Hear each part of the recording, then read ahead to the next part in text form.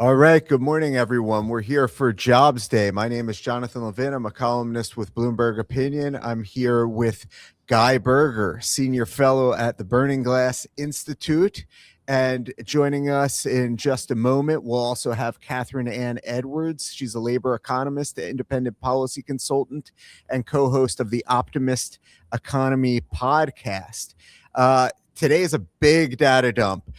You'll recall that we are way behind on labor market data because of the government shutdown.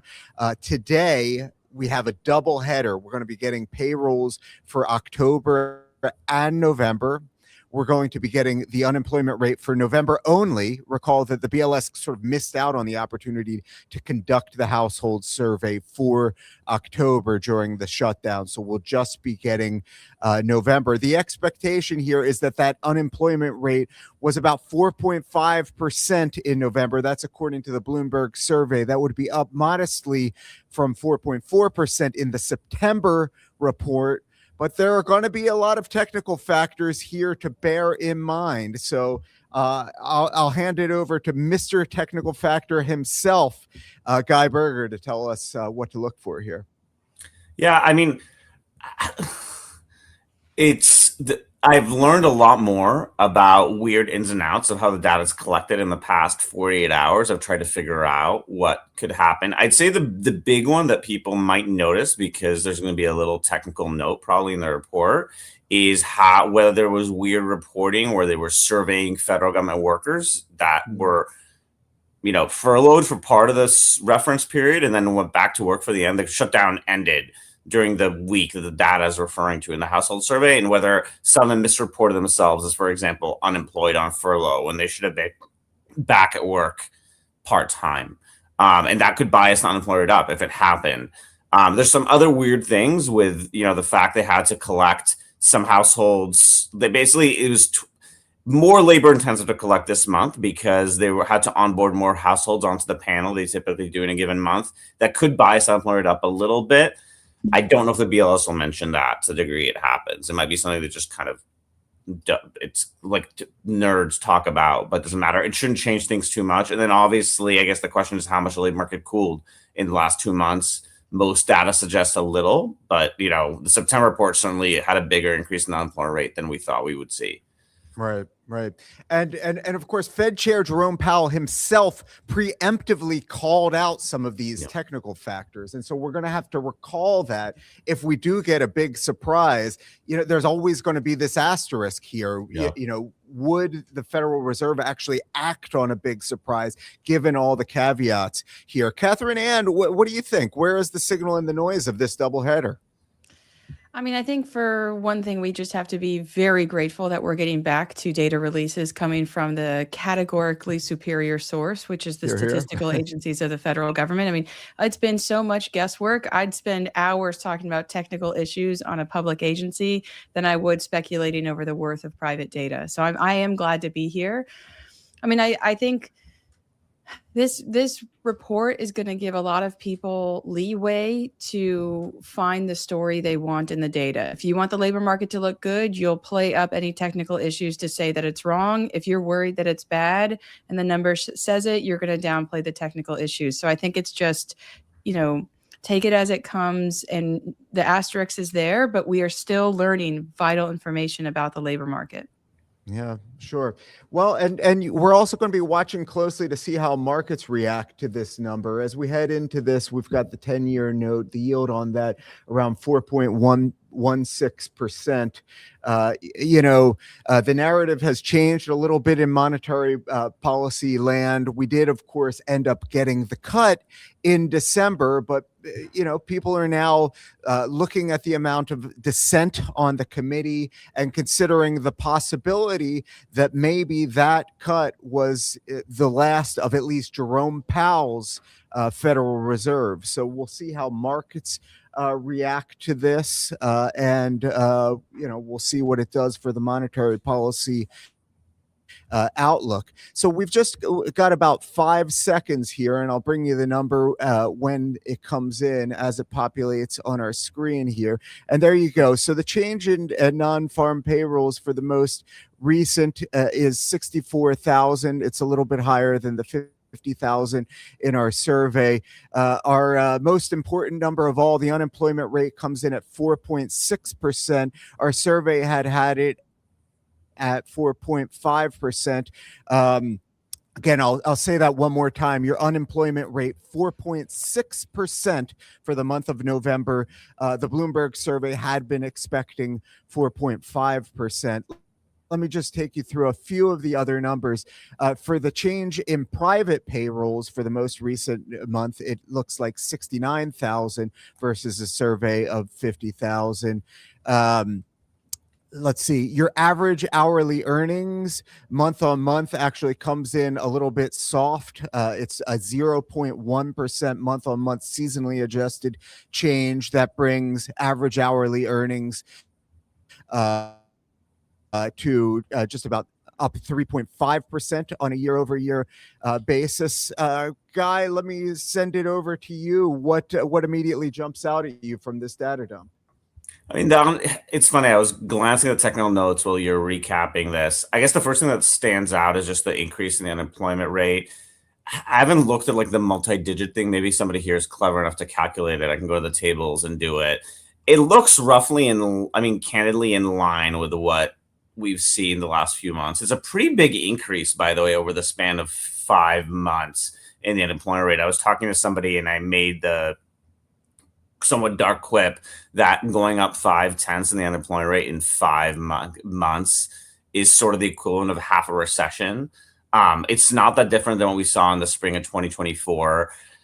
I mean, if we kind of stop here at 4.6 or whatever it is, or pause here, then obviously that's, not that serious, but, we're going to get, I mean, if we keep going at this rate, we're north of 5% sometime early next year.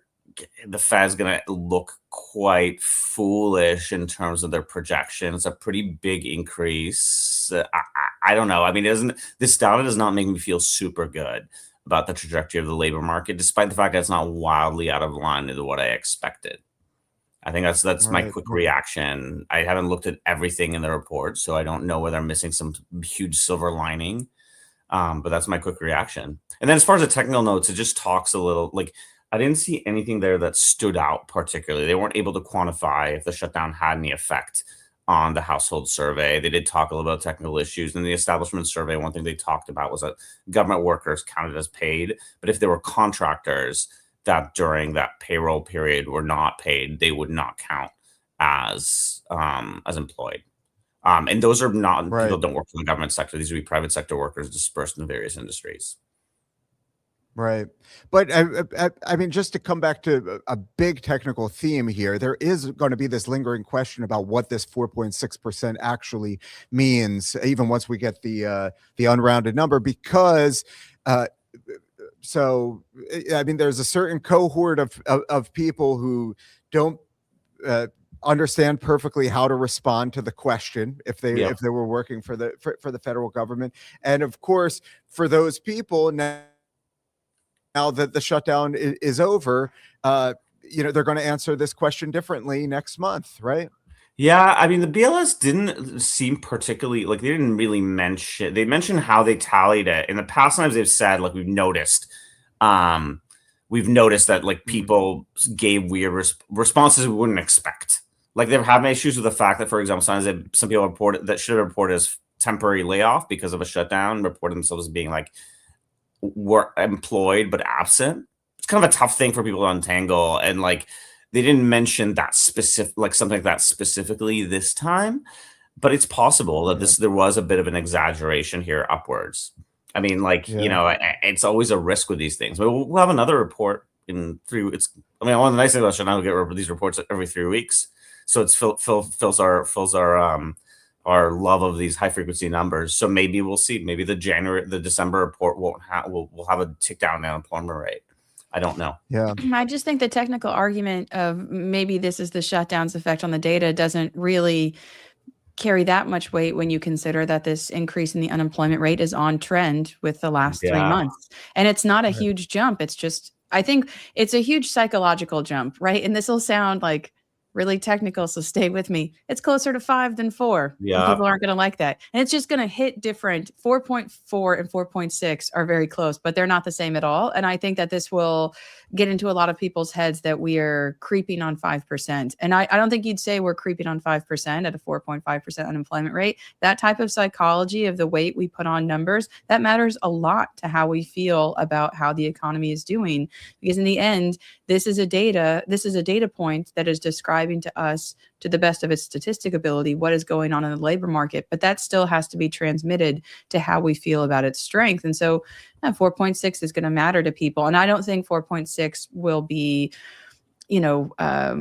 ameliorated or kind of help people's worries to say that an on-trend increase with an increasing unemployment rate was just because of a shutdown, which it wasn't technically trying to measure. I mean, I think this is just going to be this won't sit well. Yeah. By the way, John, I did look at it's like 456, which is sort of just like the one in September. Like was we were lucky rounding in the sense that it was like a 444. This is a 45. So if you're really like squinting at good, like a silver lining and an unpleasant cloud, it's that it was like it's a 2-month increase, like of about a 1/10 of a percentage point. So like we're moving a little more slowly in the past 2 months toward 5% than in the months before that. That said, I mean, we're getting, there's debate about whether it's a recession or not. I'm sure there's going to be some discussion of like what numbers should impute to calculate whether we hit the SOM rule or not for October. But at some point, if we end at 5%, who's going to care if we got there via recession or not? Right. I don't think we'd care that much. Well, it's fascinating because the last 2 recessions we had, there was no question that we were in one. And I think that a lot of us are maybe out of practice or out of, really that experience that recessions creep up on you. And that this one I would describe as I would have described the economy for the last 6 to 8 months as slowly slowing. And this type of creep up in the unemployment rate is in line with that. But I guess there's some ways we're a little, maybe not biased against it, but the last recession was so quick. There's a 2-month catastrophic downturn. It would be ironic in some ways, fitting that the one that followed it would be, just the slowest kind of entry into a recession possible that we've ever seen. That it would make sense to me with the economy and recovery from the pandemic that just the severity and quickness of the last recession would be followed by one that was so mild, but also so slow. And like a 5-year sub-recession, basically, or something. Or but I mean, we say this, and there's going to be people who are like, "Oh, you guys are cheering for a recession," or that's just what you're looking for. But I think, kind of to your point, in some ways, a recession would be better than this being normal. Right. And a recession gives us cover to say that this isn't how we expect the labor market to perform. And the more months that we're sitting here speculating how slowly the labor market is declining is the more months we give to this is just what the labor market looks like normally, as opposed to there is something specifically bad happening. So it's not necessarily cheering for a recession, but wanting to make sure that a market so weak is discernible from one that we expect it to be. Yeah.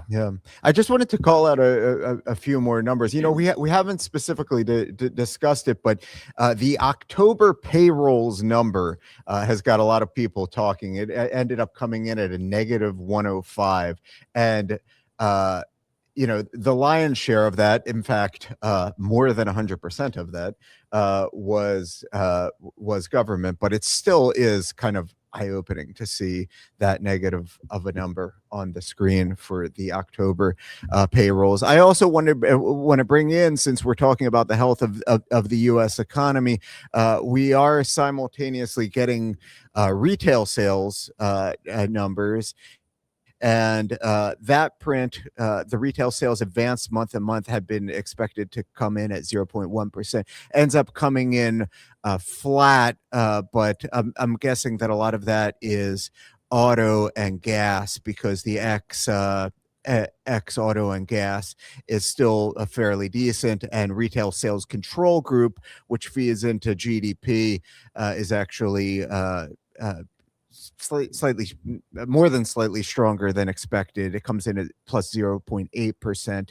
The expectation had been for a 0.4%. Guy, coming back to the question of payrolls here, payrolls themselves. Of course, we are getting 2 months of payrolls data here. I feel like you have often encouraged me to really focus in this complicated environment on the unemployment rate in particular, because it's so hard with everything that's going on in immigration trends and so forth to know what neutral payroll growth actually looks like in the United States. But can you tell us anything about how we ought to be reading these payroll trends in the last couple of months? Well, I mean, the first thing is that there's clearly this shutdown effect that is depressing October's number and making and flattering November's number, and the average amount end up with a low negative number. Not unlike, and then I guess we got a strong September number. So like we're somewhere near zero, positive or negative, which is not different than some of the private sector data providers that have been that are releasing their numbers. These things are all like, I mean, we can squint at the numbers, but these are tiny differences. And I think that the gist is, given the unemployment rate's going up, we are not adding enough jobs to keep up with a very low growth in the labor force. I think that's the right assessment. Now, what this also means that like a minus 20,000, to the degree that's sort of the average of the last 2 months accurate, or plus, I'm trying to do the math here, or a plus 20,000 if you look at the last 3 months, like, and forget about eventual revisions we may or may not get that Chair Powell talked about, like, is not as bad as it would have been 5 years ago or 10 years ago when these numbers would have been ring alarm bells, but they're not good. I mean, again, to me, the fact that unemployment rate's going up tells us that these numbers, while they're not terrible, they are very sub-mediocre. And I think that's my reaction to them. But I mean, there's still, like, these numbers are not good. I just don't, something with a minus sign would have really scared me in 2018 or 2007. And right now it just kind of makes me sad. Okay. All right. Well, I'm not going to cheer you up with the next question, I don't think. But so I want to get into, like, how should we be thinking about the labor market narrative right now? Because I think going into this this figure, and certainly going into the abyss that was the shutdown, the overarching narrative was that we were in a low hire, low fire environment, and that to the extent that unemployment was creeping up, it was because the low numbers of people that were losing their jobs were unable to find new ones, and the people who were coming into the labor market for the first time were unable to find their first positions. And so the question is to you, Catherine Ann, is that still the right framework to be thinking about this labor market, this low hire, low fire environment?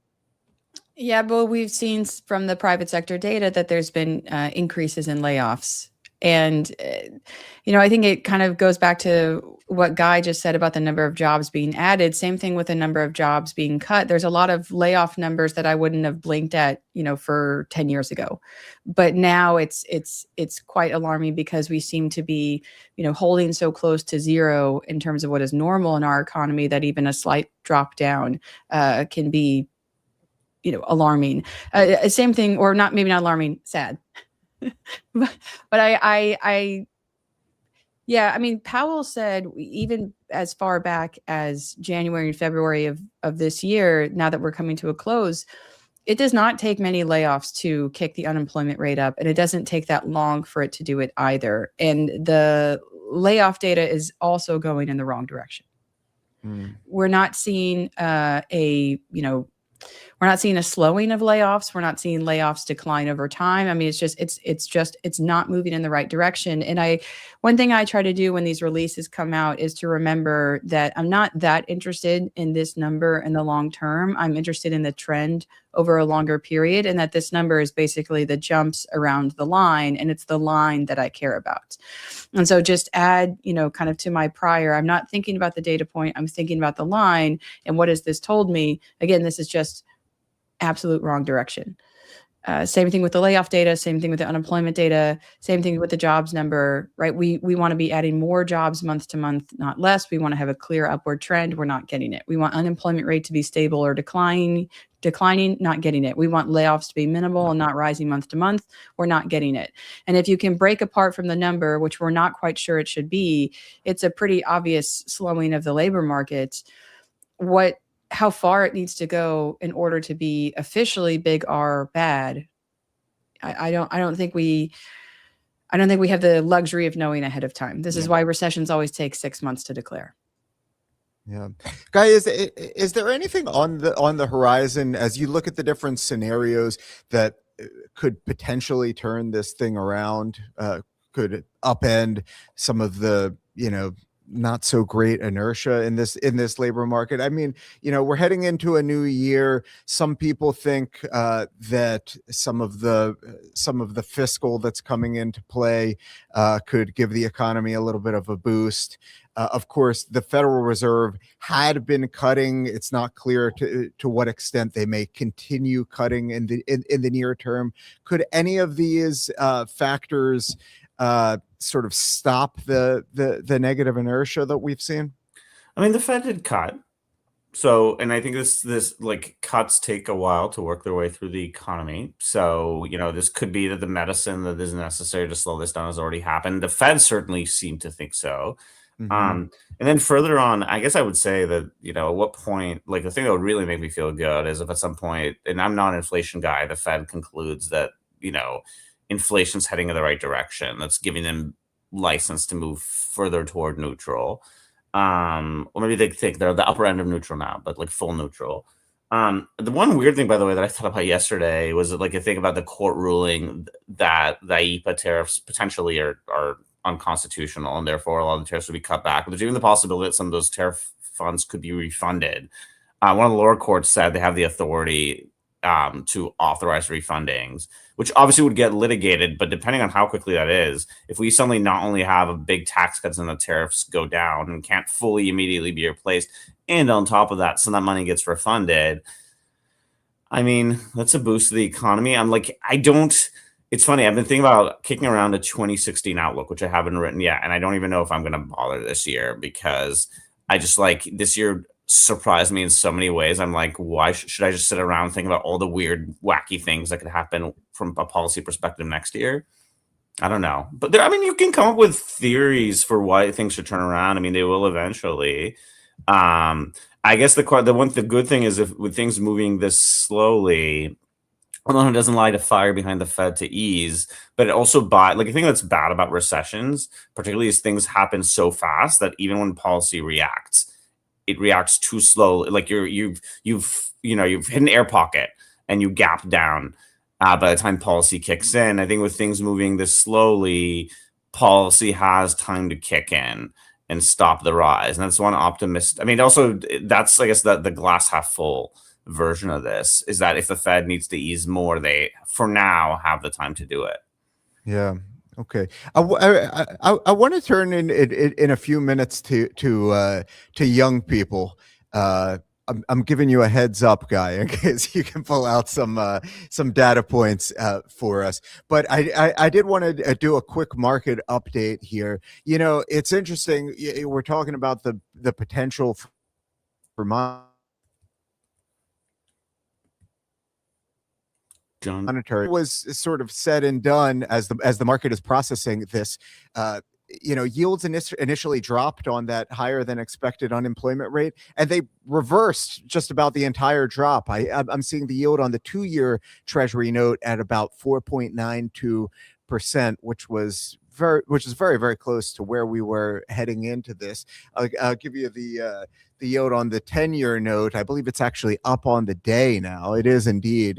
We've got it at 4.17% rounded right now. So I think folks on the street are not looking at this report and saying, "Oh, this is going to make the Fed dovish again here." And on top of that, I think folks may also be weighing that against the information that we got at the same time about retail sales, which at least in many categories, setting aside the impact from autos, seem to be surprisingly strong.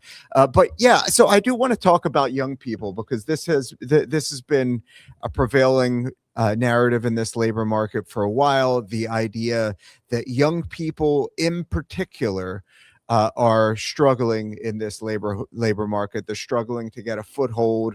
A lot of the times the narrative focuses on college grads. Guy, you've also often pointed out to us that it's not just college grads, it's young people in general.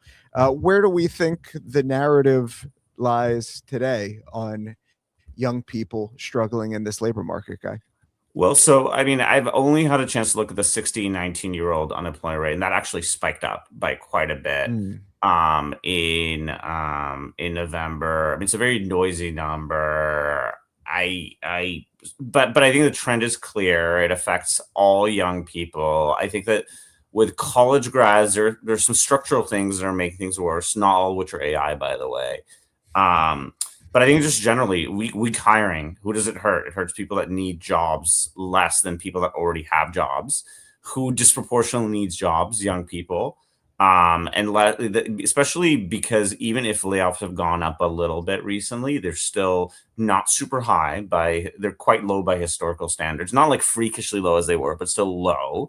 And so, yes, those people that are laid off need jobs, but like every year we have new grads that need jobs, and young people also hop jobs more and work more like part-time jobs, so they're like more vulnerable to short-term unemployment spells like into the long ones. And yeah, I think that they're suffering the brunt of it. Prime working age unemployment has not, I mean, I haven't looked at this month yet, but until through September had not gone up very much at all. And it's tough, and it has hit people of all education levels, people with associate's degrees, people with just a high school diploma in their late teens. So it's tough. And the lucky thing so far is it has not affected them, but maybe not mom and dad's jobs yet, which is what a recession. I mean, that's, I guess, maybe the difference between this phase and a recession phase is that the recession, mom and dad are going to lose their jobs, not just, the unfortunate person in their early 20s or late teens that just finished school. Right. Catherine M., what are you making of the situation that young people are going through?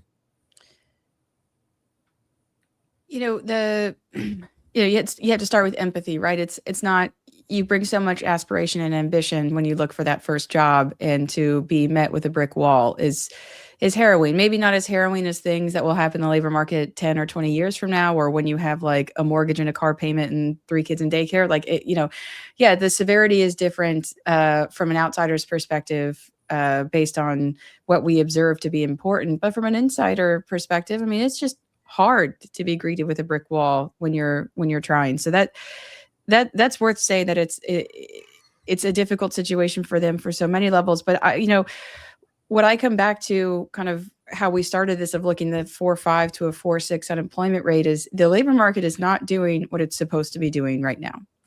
We need a strong labor market in which we are producing jobs, in which people can find one when they need to, and which that kind of rate is low enough to bid up wages so people can afford things. I mean, it's not for nothing that we've delved into an affordability crisis.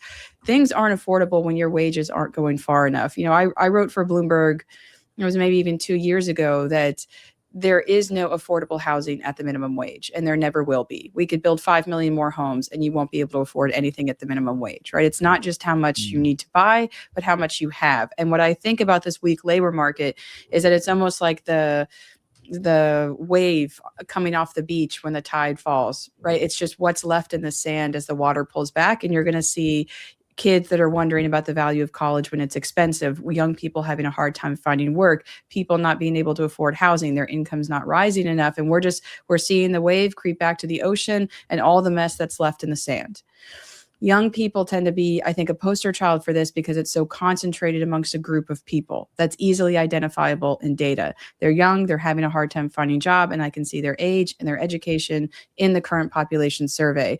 But it is absolutely the brother or sister of people who are having a hard time affording housing, of people who can't afford childcare, of people who are having a hard time saving for their kids' college. It's all that same wave pulling back that the labor market is not producing a low unemployment, numerous jobs, and high wages. Yeah. Well, yeah, I think we're going to have to leave it there. I thank you for wrapping that up so eloquently, Catherine Ann. I want to thank Guy Berger, Catherine Ann Edwards. Thank you to everybody for tuning in. Your update here is that the unemployment rate in the United States of America ticks up to 4.6%. Your change in payrolls for the month of November ended up being plus 64,000, but after a brutal decline in October, we're getting mixed messages though in financial markets. We have the yield on that 10-year Treasury note sitting at just about 4.18% after all of this shook out, including in some ways a stronger than expected retail sales report. So again, thanks to everybody for tuning in, and we will be back for CPI Day on Thursday.